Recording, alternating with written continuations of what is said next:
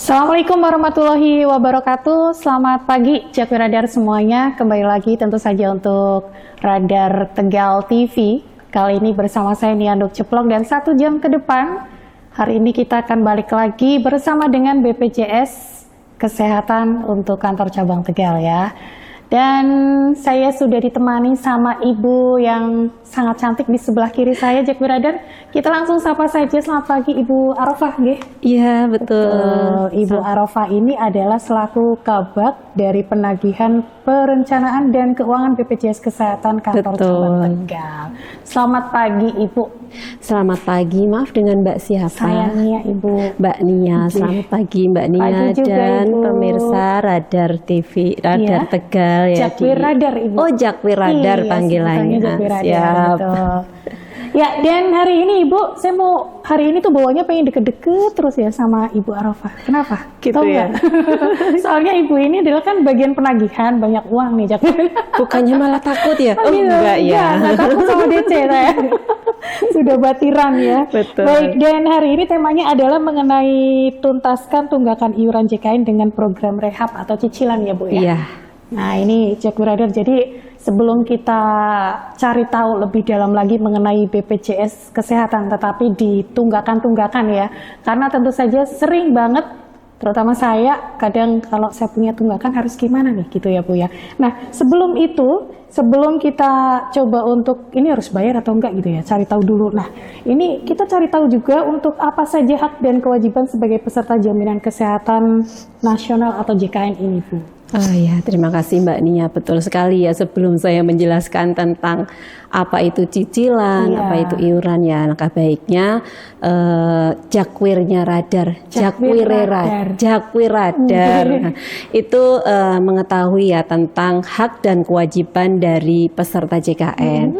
Jadi peserta JKN itu tentunya mempunyai hak dalam menjadi peserta JKN ya. Yang pertama tentunya mendapatkan identitas peserta. Identitas Ya. peserta. Tapi mungkin ini perlu diketahui juga bahwa saat ini kan identitas peserta nggak harus berbentuk kartu fisik ya. Jadi saat ini sudah digitalisasi semua. Jadi identitasnya itu dalam bentuk digital ya, bisa diakses di mobil JKN maupun bisa pakai NIK malah kalau berobat sekarang.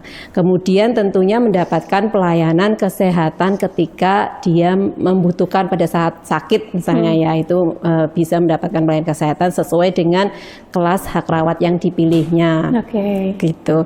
Kemudian kewajibannya apa sih? Nah, kewajibannya tentunya peserta juga harus menjaga identitas dirinya tersebut, identitas sebagai peserta JKN agar tidak disalahgunakan. Oh, Ya. gitu ya. Kemudian juga si peserta itu kalau ada perubahan data juga wajib melaporkan.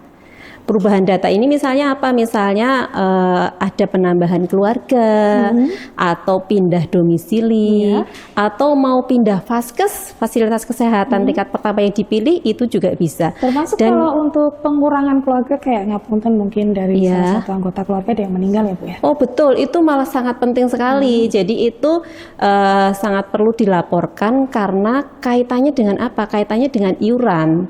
Nanti kalau tidak dilaporkan, itu iurannya akan tertagih terus.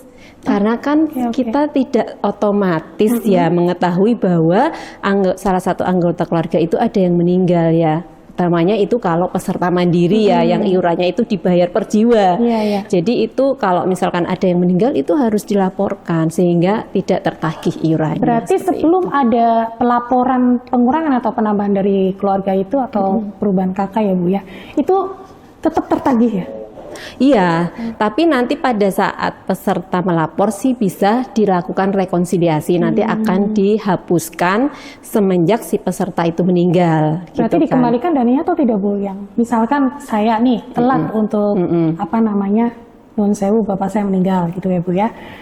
Otomatis kan berkurang tuh dari yang jumlah kakak tadinya harus terbayarkan 4 jadi 3. Iya. Tetapi saya belum laporan Bu. Ya. Telat sampai dengan mungkin 4 bulan nih Bu. Betul. Setelah 4 bulan, 5 bulannya saya baru lapor. Uang itu apakah bisa diminta atau terhitung dari apa nih Bu? Terhitung dari pelaporan atau setelah Bapak saya meninggal? Ya, jadi tergantung. Kalau misalkan pada saat meninggal keluarga yang lain itu punya tunggakan, nanti kan ketika digabungkan masih ada sisa apa enggak? Kalau seandainya keluarga lain itu masih ada tunggakan dan kemudian kelebihannya ini untuk menambahi tunggakan itu, mengurangi tunggakan keluarga yang lain, jadi nanti yang dibayarkan hanya sisanya. Biasanya kan orang kalau lapor itu karena memang ada tunggakan ini, kemudian dia mau membayar kok ada yang meninggal kok masih ditagih. Nah, nanti yang meninggal itu akan kita hapus, yang dibayarkan hanya yang masih hidup seperti itu. Begitu ya Bu ya. Jadi untuk menutup kekurangan dari jadi akan lebih ringan dibandingkan kalau misalkan yang meninggal itu masih ditagihkan, tentunya kan tambah besar ya tagihannya. Iya, Jack Rider, setelah kita tahu apa hak dan kewajiban dari sebagai peserta ya, peserta dari JKN sendiri. Nah, ini kan ada iurannya nih Bu ya. Nah, iuran itu apa sih Bu? Iuran JKN itu apa Ibu? Oh iya, iuran JKN ya. Jadi kenapa ada iuran JKN itu adalah sejumlah uang yang dibayarkan ke BPJS Kesehatan. Tentunya ini untuk membiayai program JKN ya. Karena sebuah program JKN ini kan udah sangat bagus, tentunya membutuhkan biaya pelayanan kesehatan yang akan kita bayarkan ke fasilitas kesehatan. Ada rumah sakit, klinik, dokter keluarga, optik, apotik, ya itu tentunya membutuhkan biaya yang sangat tinggi, sehingga memang dibutuhkan iuran dari peserta, seperti itu Mbak Nia. Itu kemudian kenapa peserta harus membayar iuran JKN ya Bu ya? Ya. Dan satu lagi prinsip dari JKN itu yang sangat penting adalah gotong royong Mbak Nia. Sehingga iuran ini memang prinsipnya gotong royong, sehingga ketika ada yang sakit tentunya kan dibiayai atau dibayarkan oleh BPJS Kesehatan. Itu dari mana sumbernya? Ya dari peserta yang sehat. Bisa dibayangkan kan kalau seandainya yang membayar itu hanya peserta yang sakit tok ya. Padahal sekali sakit misalnya pas yang berbiaya tinggi, misalnya sakit jantung, harus operasi atau cuci darah, bahkan kemoterapi ya Mbak, itu kan biayanya sangat besar ya, bisa puluhan bahkan ratusan juta. Nah ini makanya ada prinsip gotong royong di sini. Jadi ketika yang sehat itu tetap mengiur, maka yang sakit akan tertolong, dia akan dibiayai dari iuran yang sehat ya. Jangan sampai ini kemudian masyarakat yang merasa sehat kemudian kan nggak sakit berarti nggak perlu dong bayar gitu kan. Nah ini yang salah ya. Jadi seharusnya memang iuran itu dibayar tertib setiap bulan agar program ini berjalan dengan lancar. Dan sebenarnya program ini juga sudah sangat bagus karena memang ada beberapa segmen ya. Segmen pesertanya itu sudah dibagi yang untuk iurannya itu ada yang dibiayai sendiri dan ada yang dibiayai oleh pemerintah. Maupun oleh perusahaan. Jadi ada dua kelompok segmen peserta, itu yang kelompok besarnya adalah kelompok peserta penerima bantuan iuran dan kelompok peserta bukan penerima bantuan iuran. PBI betul. Yang PBI ini mungkin masyarakat lebih familiarnya namanya yang punya kartu KIS gitu ya Mbak. Itu. Jadi sebenarnya bukan tidak mengiur, memang kan peserta tidak langsung mengiur ke BPJS ya, tidak membayar secara langsung, tetapi itu yang membayarkan iuran adalah pemerintah, baik itu pemerintah daerah maupun pemerintah pusat. Nah, kemudian kalau yang masyarakat mampu membayar sendiri sebagai peserta mandiri, ya dia mendaftar sebagai peserta mandiri dengan membayar iuran sesuai kelas yang diinginkan ya. Dia misalkan pengen kelas 1 berarti nanti per bulannya 150.000. Menginginkan kelas 2 maka 100.000 dan kalau kelas 3 itu 35.000. Nah 35.000 ini sebenarnya adalah ada subsidi dari pemerintah. Untuk iuran aslinya adalah 42.000, tetapi 7.000 ini mendapatkan subsidi dari pemerintah karena pemerintah merasa bahwa masyarakat untuk yang pemilih kelas 3 itu mungkin masih dinyatakan belum mampu kalau membayar 42.000 sehingga dikasih subsidi 7.000 seperti itu. Kemudian untuk yang bukan penerima bantuan ada lagi yang segmen pekerja. segmen pekerja itu berarti kayak kita ya Mbak Nia ya, betul. saya Mbak Nia gitu kan. Jadi yang bekerja di suatu perusahaan atau di pemerintahan juga bisa ya, PNS, P3K, itu segmen pekerja itu iurannya berdasarkan persentase dari penghasilan, yaitu 1% itu dibayarkan dari penghasilan si peserta, dan 4%-nya itu ditanggung oleh perusahaan atau pemberi kerja, seperti itu. Jadi sebenarnya pemerintah itu udah membagi segmentasi peserta berdasarkan kemampuannya masing-masing, seperti itu. Seadil mungkin ya. Betul. Jadi Jakwer Radar nggak boleh ngerasa kayak ngapain saya nggak usah bikin BPJS gitu ya Bu ya. Padahal kan udah ditanggung sama pemerintah, ada. Gitu iya, ya, Bu, betul. ya. Apalagi yang kelas 3 pun masih disubsidi juga ya, Bu, ya. Luar biasa ini pemerintah. Oke. Nah, kalau kita sering mendengar ada masyarakat yang kepesertaan JKN itu kan tidak aktif ya Bu ya, karena sudah lama tidak membayar iuran JKN. Nah, ini apakah ada solusi keringanan dari BPJS Oh iya, Kesehatan? kita udah masuk ke keringanan ya ini temanya ya. Jadi Jakwer Radar. Kenapa kita kemudian mengeluarkan program keringanan atau cicilan ini ya? Ini ada sejarahnya Mbak Nia ya. Jadi gitu. kemarin kita di tahun 2019 sampai 2021 ya. Itu kan kita mengalami pandemi COVID ya. itu ya. Iya, Bu, pandemi COVID ya. Di situ banyak masyarakat yang ekonominya kemudian turun gitu kan. Akhirnya mungkin mengutamakan kebutuhan yang lain sehingga iuran JKN-nya itu tidak terbayarkan. Berarti yang rehab ini baru ya Bu ya? Program baru? Baru dimulai tahun 2022. Oh gitu. Iya betul. Jadi ini sebenarnya dulu karena adanya pandemi COVID, tetapi kabar baiknya sampai sekarang masih tetap dibuka, Masih tetap, ya. gitu kan.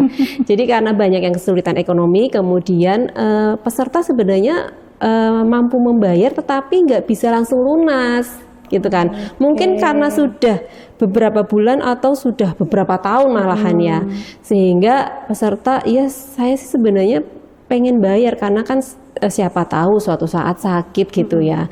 Tetapi kalau langsung lunas itu kayaknya berat, sehingga ini kami mendapatkan masukan dari masyarakat seperti ini. Akhirnya kita membuka program cicilan atau yang dinamakan program rehab. Itu kepanjangan dari program pembayaran secara bertahap seperti itu. Oh, pembayaran secara bertahap. Jadi biar ringan Oke. gitu. Nah, untuk pembayaran ini ya Bu ya, itu kan misal kalau BPJS itu kan harus mendaftarnya per kakak gitu. Atau Betul, gimana? Nah, untuk peserta mandiri ya Mbak Nia nah ya. itu. Kalau misalkan itu kan kakak ada 4, ada 6, berat dong Bu kalau misalkan ada cicilan. Iya. Itu boleh nggak bayar satu dulu deh? Mungkin kepala keluarganya dulu atau anaknya dulu yang dibayarkan, gimana Bu? Atau harus gitu satu ya. kakak itu Bu? Ya, betul.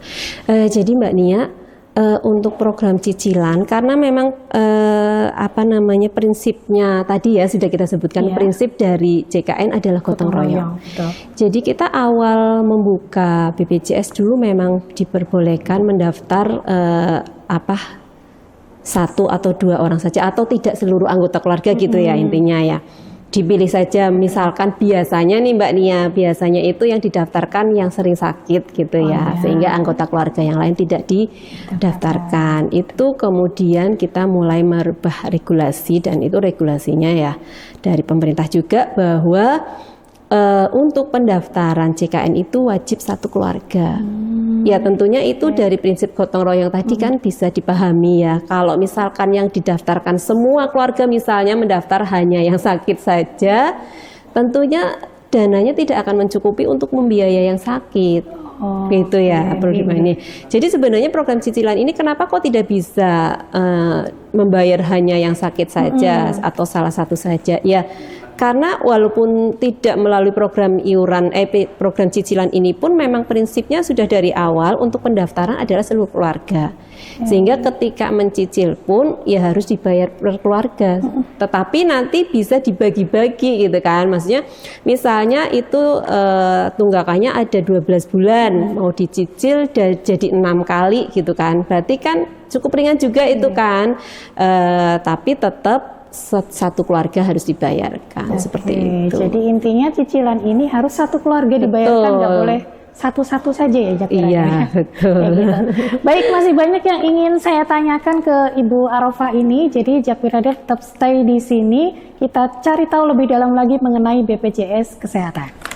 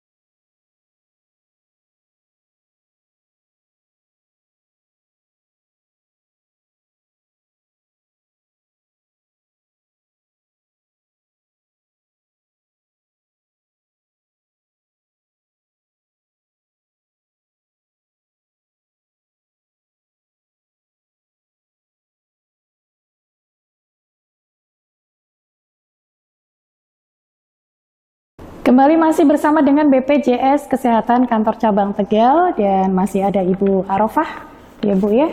Saya kalau Ibu Arofah ingat yang stand up comedy ya Bu, si Arofah itu Bu.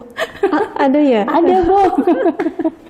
Baik, tapi kita nggak akan bahas itu Jak Rider ya. Kita Iya masih dong. akan bahas mengenai tunggakan nih. Ayo ngaku siapa yang masih menunggak nih.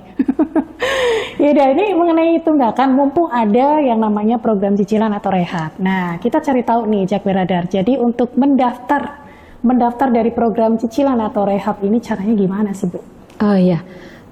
Untuk mendaftar program cicilan ini caranya gampang sekali loh Mbak Nia ya. Jadi peserta bisa langsung dari rumah mendaftar sendiri. Jadi melalui aplikasi mobil JKN. Melalui aplikasi pun bisa ya Bu? Bisa. Ya? Datang langsung ke kantor ya? Betul. Jadi itu nanti kalau sudah registrasi di mobil JKN, nanti di situ ada menu rehab. Ya. Nah, tinggal nanti ikuti aja petunjuknya di situ. Kalau sudah pilih menu rehab, pasti nanti di situ akan diberikan petunjuk-petunjuk untuk mau menyicil berapa kali, gitu kan.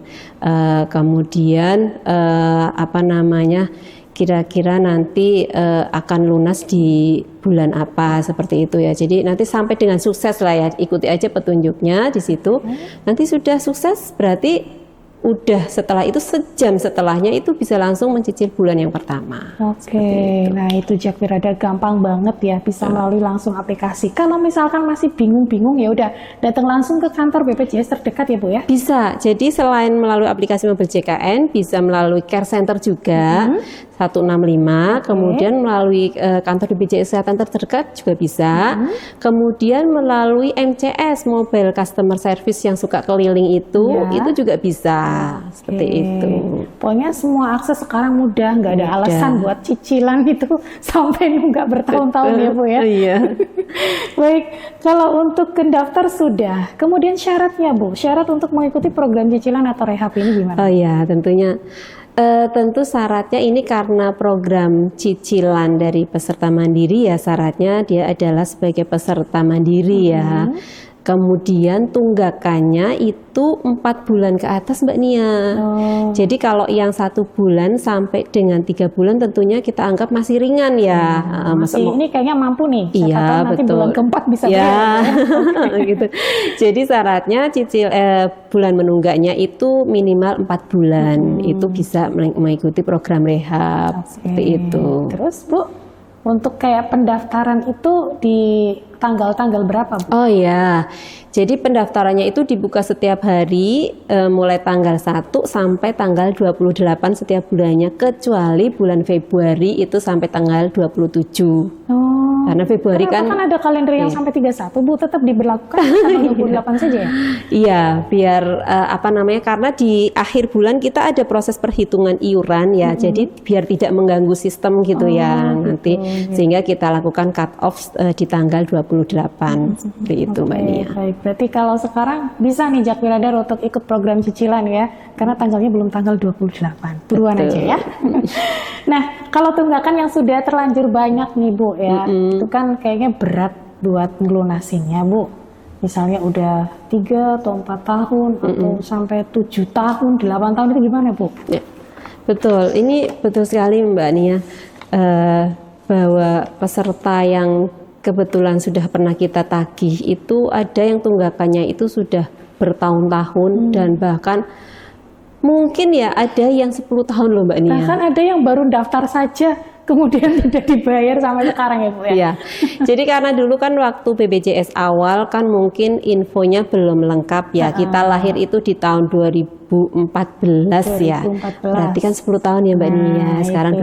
2024. Dulu itu banyak yang didaftarkan oleh saudaranya, perantara atau orang lain lah ya yang mendaftarkan, sehingga informasi bahwa ini harus dibayar secara rutin segala macam mungkin itu terlewat pada saat itu, sehingga ini yang peserta yang sudah lama-lama pun banyak yang masih menunggak. Mungkin peserta ini memang tidak pernah menggunakan sehingga tidak mengetahui bahwa sudah terdaftar sebagai peserta JKN. Nah, kabar baiknya kalau misalkan sudah banyak sekali, bahkan udah 10 tahun ya kalau dari 2014 ya, itu iurannya itu cukup dibayar 2 tahun saja. Jadi ya tagihan yang muncul di sistem itu hanya 2 tahun Mbak Nia. 2 tahun saja. Betul, walaupun itu tagihannya mau 3 tahun ke 4 tahun atau 10 tahun, itu yang tertagih hanya 2 tahun plus 1 bulan berjalan. Jadi seluruhnya 25 bulan. Itu saja itu maksimalnya. Luar biasa banget loh, diskon betul. Atau apa ini? Apa ya namanya? Ya keringanan ya. Keringanan ya. Jadi berapapun tunggakannya yang wajib dibayarkan hanya 2 tahun 1 bulan.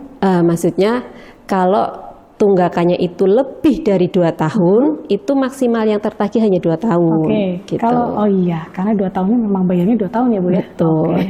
Bahasanya itu ya Jak Miradar, biar lebih tegas, lebih jelas, dan itu jadi perhatiannya di situ ya. Makanya kalau sekarang boleh dicek ya Bu ya. Kalau kita misalkan kan lama tuh Bu, cuekin kartu BPJS-nya kan, karena merasa sehat nggak pernah dipakai tuh Bu. Nah kita mau ngecek ini tunggakan saya berapa, itu kemana Bu? Cek sekarang kan zaman digitalisasi juga udah banyak banget ya. Itu pengecekan lewat mobile banking. Mobile banking bisa. MCKN, mobile CKN juga bisa. Kalau misalkan mungkin belum punya aplikasi M-Banking, nggak punya, MCKN kebetulan belum belum punya, ya itu misalkan ke Alfamart, Indomaret gitu, nanyain aja dulu kan bayarnya kan bisa di situ juga kan, berapa sih tagihannya gitu kan, itu bisa juga gitu kan. Jadi tidak perlu bersusah-susah ya untuk cari tahu berapa sih tunggakan saya gitu ya. Tidak perlu alasan lagi, apalagi males-malesan atau berpura-pura seolah-olah ya Bu. Iya betul. Nggak punya kartu, saya didiemin, nggak pernah dipakai Bu ya. Nah kalau peserta ini ternyata sudah mengikuti program rehab ya Bu ya, dan tiba-tiba pengen lunasin nih Bu. Wah saya kayaknya udah ada uang nih, pengen nih saya lunasin semuanya. Apakah itu bisa Bu? Oh ya, yang perlu saya sampaikan lagi Mbak Nia, bahwa untuk program cicilan ini atau program rehab ini, jadi memang ketika si peserta itu belum lunas, yang perlu diketahui ya, itu kartunya belum aktif Mbak Nia. Jadi selama dalam tahap cicilan itu kartu belum langsung aktif. Aktifnya ya ketika sudah lunas. Ya, sehingga bagaimana kalau misalkan tiba-tiba sakit dan itu masih proses mencicil gitu kan, artinya kan belum bisa dipakai nih. Bisa dilunasi ya, misalkan sakit dan butuh biaya besar daripada pakai umum ya, itu kalau mau melunasi langsung padahal udah terlanjur daftar rehab nih gitu, aduh gimana nih, berarti kan nggak bisa aktif gitu kan. Itu nanti bisa dilunasi dengan cara klik menu pelunasan di menu rehab tadi. Jadi di mobil JKN tadi kan ada menu rehab, nanti fitur pelunasan diklik di situ. Nanti kalau sudah klik menu pelunasan, tagihan keseluruhan akan timbul lagi. Itu bisa dilakukan pelunasan. Jadi jangan khawatir, tetap nanti. Dan atau mungkin bukan karena sakit, tapi tiba-tiba alhamdulillah ada rezeki banyak gitu ya. Betul. Wah, mumpung ada rezeki nih mau dilunasi aja, bisa juga gitu kan. Jadi pakai menu pelunasan tadi.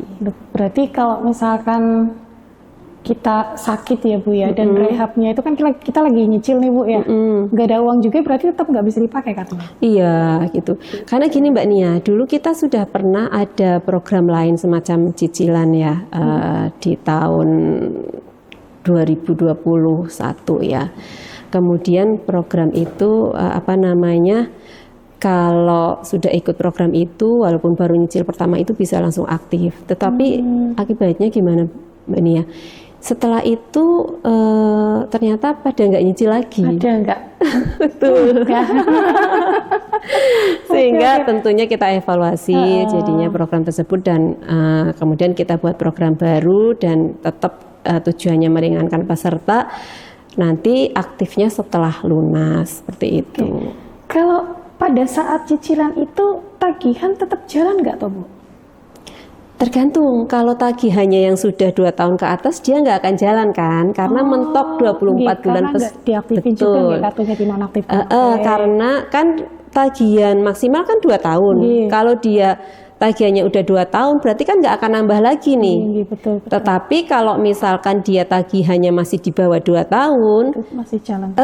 Masih jalan seperti itu. Tapi nanti itu udah dihitungkan dalam sistem ketika mengikuti program rehab. Itu dia sudah menghitung kemungkinan jalannya itu berapa, yang tagihan berjalannya itu berapa bulan, ditambah plus tunggakan yang sebelum-sebelumnya berapa, nanti akan selesai di bulan berapa itu sudah langsung dihitungkan, jadi jangan khawatir. Jadi nggak khawatir ketika kita lagi nyicil, kok itu jalan terus, enggak, tenang aja gitu ya. Sudah langsung dihitungkan juga nanti jadinya berapa cicilannya. Luar biasa.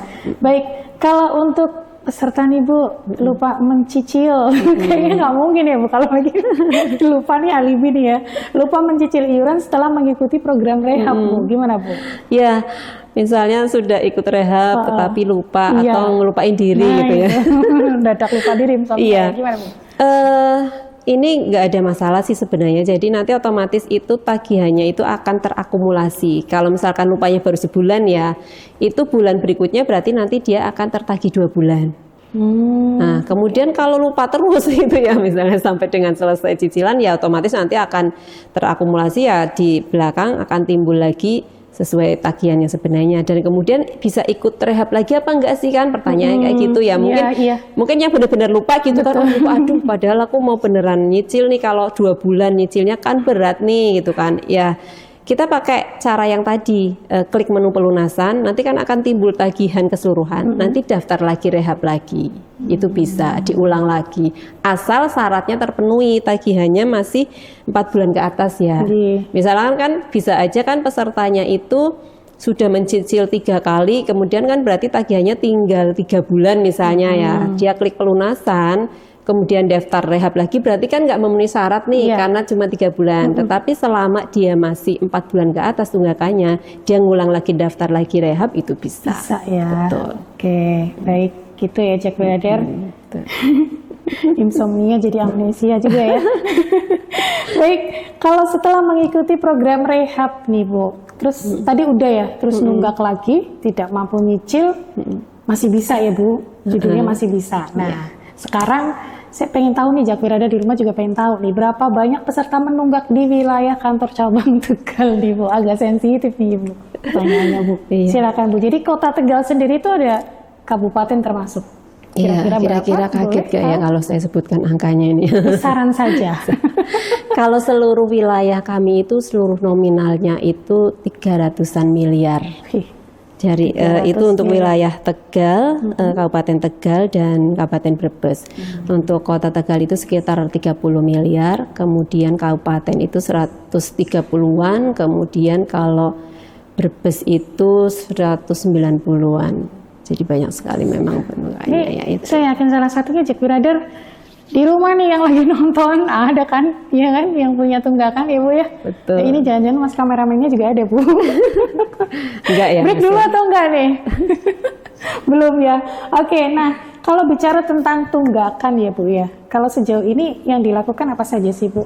Ya. Apakah mungkin sosialisasi atau seperti apa? Ya, tentunya Mbak Nia dengan banyaknya masyarakat yang menunggak ini juga menjadi kewajiban kami ya untuk melakukan sosialisasi dan edukasi tentunya ya agar minimal bisa berkurang ya. Kalau mungkin sama sekali nggak ada yang nunggak kayaknya agak-agak sulit ya gitu ya. Ya mungkin kan karena ada masyarakat yang memang benar-benar ekonominya Betul, lagi sulit gitu ya. beda-beda, ya. Jadi banyak sekali upaya yang sudah kita lakukan. Yang pertama itu kita di kantor itu ada 5 orang pegawai yang khusus tugasnya menelpon peserta penunggak. Oh, Setiap hari itu selama jam kerja itu tugasnya hanya satu itu. setiap hari untuk Betul. berapa peserta yang ditelepon Bu? Targetnya? Minimal itu 300 kakak, 300 peserta. Peserta. Iya, 300. nelponnya Oke. seperti Luar itu. biasa. Jadi satu orang 300 kakak. Kemudian yang kedua kita juga melakukan WA Blast.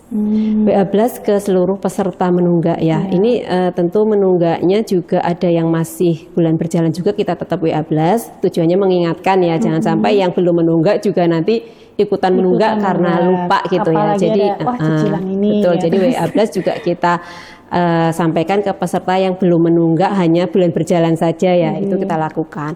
Kemudian kita juga ada kader JKN. Oh, Kader JKN itu yang tugasnya langsung berkunjung ke rumah-rumah peserta menunggak yang biasanya ini yang sudah tunggakannya tinggi ya, dan mungkin kalau melalui WA atau telepon itu agak sulit atau karena nomor HP-nya kadang-kadang sudah ganti ya Pak Hadi ya. Jadi sebenarnya itu kesulitan kami adalah ketika peserta tidak melaporkan perubahan data tadi ya, salah satunya perubahan data nomor handphone tadi, sehingga pesan yang kita sampaikan kan nggak bisa tersampaikan. belum gitu lagi kan. tunggakannya masih terus berjalan. Betul. gitu ya. Jadi itu yang mendatangi langsung juga ada namanya kader JKN, itu mitra kerja resmi kami. Barangkali ada dari masyarakat yang pernah didatangi ya, kalau menunggak itu memang mitra kerja resmi kami Ada ya. surat atau semacam surat Ada. tugas, Bu? Oke. Ada surat tugasnya, biasanya pakai name tag juga. Yang penting ada surat tugasnya, ditanyain aja Jadi kita silakan.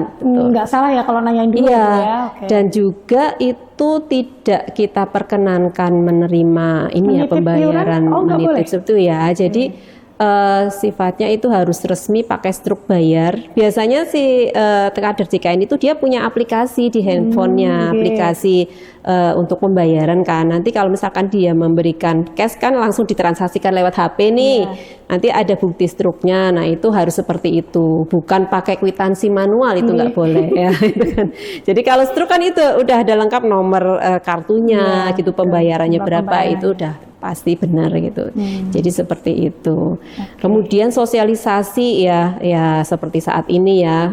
Kemudian yang langsung ke peserta, misalkan ada kita diundang, ada kelompok-kelompok masyarakat tertentu yang mengundang kita untuk sosialisasi, gitu-gitu juga kita lakukan. Kemudian di medsos ya, kita juga lakukan itu di tingkat cabang maupun di tingkat kantor pusat. Itu juga di medsos resminya sudah banyak sekali edukasi-edukasi tentang pembayaran iuran. Oke, Gitu. jadi mungkin harus lebih diperluas lagi ya Bu ya. Iya, Yang 2 tahun 1 bulan itu yang penting Bu. Jadi mungkin banyak yang belum tahu gitu Bu. Gitu, betul, oke. betul, Baik, Jack Brother, jangan kemana-mana ya. Kita break dulu dan masih ada 1 sesi lagi tetap di sini bersama dengan BPJS Kesehatan Kantor Cabang Tegal.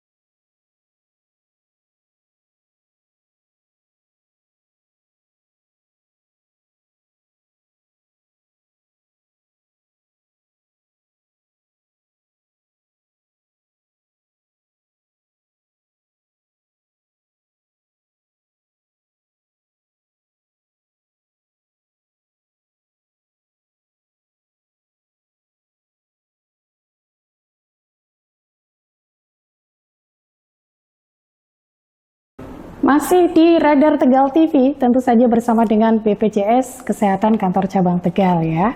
Dan ya Bu Arafah, kita balik lagi nih masih ngobrol untuk sesi yang terakhir ya Bu ya.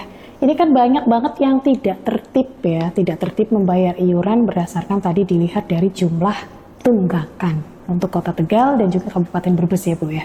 Nih sebenarnya apa sih Bu yang menyebabkan peserta itu tidak tertib membayar iuran ini kira-kira Bu? Tentunya kita bisa tahu apa sih penyebab peserta tidak tertib itu, tentunya dari upaya-upaya kita menagih ya. Betul. Dari upaya tadi kan kita mendapatkan informasi ya, ketika kita menagih itu memang ada yang bilang lupa gitu ya. Kemudian tentunya ada yang bilang penghasilannya tidak tetap sehingga ya intinya kesulitan ekonomi gitu ya. Kemudian ada yang kadang itu mengeluh karena pelayanannya nggak bagus. Tapi sebenarnya ketika kita korek informasi lebih dalam itu sebenarnya dia hanya mendengarkan isu aja, mendengarkan berita-berita yang belum tentu benar gitu ya. Maksudnya pelayanan yang tidak bagus ini biasanya sih antrian panjang atau gitu kan gitu. Tapi itu Mbak Nia kan pasti udah merasakan ya BPJS dari awal sekarang sampai awal dulu pertama dan sekarang kira-kira seperti apa? Jauh lebih baik Bu. Betul ya. Jadi kita kalau mendengar ada keluhan dari peserta itu semua ada saluran pengaduan peserta itu kita sediakan dan itu adalah menjadi kewajiban kita untuk menindaklanjuti sehingga memang kita sekarang sudah semakin memperbaiki layanan sehingga diharapkan peserta tidak lagi banyak keluhannya sehingga ya kadang-kadang sih memang ketika kita ingatkan untuk membayar iuran kadang-kadang ada yang ngelesnya seperti itu gitu ya biasa kan, tapi insya Allah itu pun kita tanggapi dengan baik dan bahkan kita korek lebih dalam lagi kejadiannya kapan kalau memang dialami sendiri akan kita tindak lanjuti gitu kan asal ada bukti-buktinya. Kemudian ada lagi yang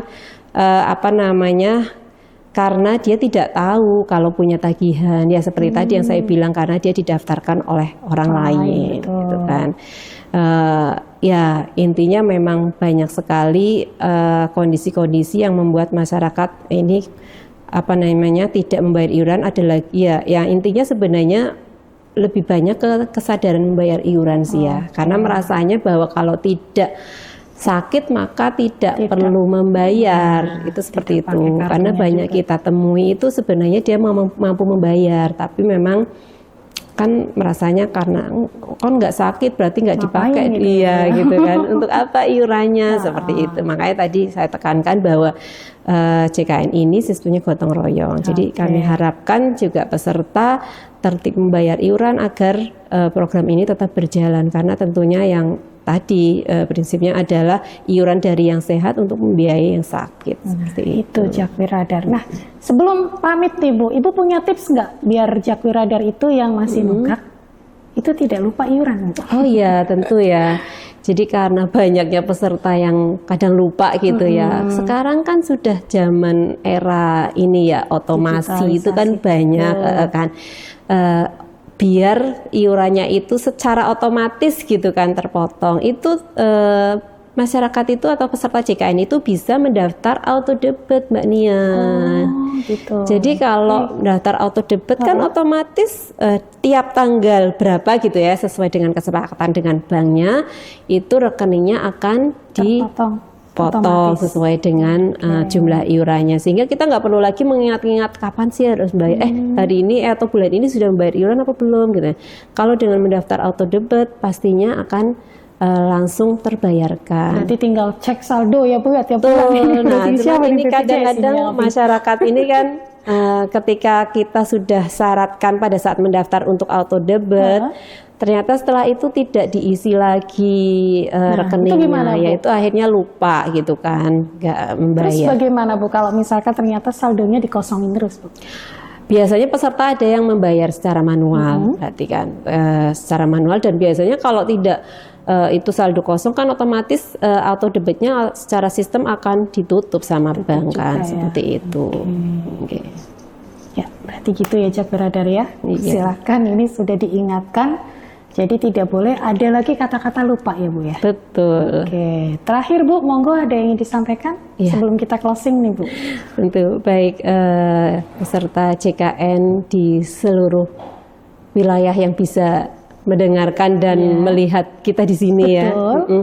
Ya. Tentunya kami menghimbau dengan adanya program rehab ini kan sudah cukup membantu untuk meringankan ya peserta yang sudah terlanjur banyak tunggakannya tetapi tidak bisa langsung melunasi. Silakan mumpung masih kami buka untuk mendaftar program rehab. Dan tentunya kami juga menghimbau untuk masyarakat yang saat ini masih punya tunggakan untuk segera membayar iurannya dan tentunya kemudian tertib membayar iuran. Karena apa? Karena kita bisa bayangkan Mbak Nia, seandainya orang-orang di sekitar kita yang udah mendapatkan pelayanan CKN karena punya penyakit-penyakit yang berbiaya tinggi ya, seperti banyak kan di sekitar kita ya sekarang kita dengar, karena penyakit sekarang semakin banyak ya. Betul. Yang rutin cuci darah, yang operasi jantung, yang kemoterapi ya. Bayangkan kalau orang-orang seperti ini kemudian terhenti layanannya karena program CKN misalnya nggak bisa berlanjut karena tunggakan semakin banyak gitu ya, tidak bisa membiayai lagi ya. Jadi ini yang perlu kita sadari dari kita semua agar lebih sadar ya untuk membayar iuran. Itu sih harapan kami agar masyarakat tertib membayar iuran dan manfaatkan program keringanan ini sebaik mungkin sehingga program CKN ini bisa berjalan terus. Gitu Mbak Nia. Terima kasih Bu Arofah. Sudah cukup Ibu? Siap. Matur nuwun, terima kasih kehadiran dan waktunya di sini Sama-sama. ya Bu ya. Dan Jakwiradar sekali lagi diingetin ya, ini mumpung ada program rehab, silakan bisa dimanfaatkan dengan baik, tentu saja untuk keringanan pembayaran iuran Anda. Seperti itu. Dan akhirnya saya Niandok Ceplok pamit juga dari Talkshow bersama dengan BPJS Kesehatan Kantor Cabang Tegal. Selamat siang. Wassalamualaikum warahmatullahi wabarakatuh.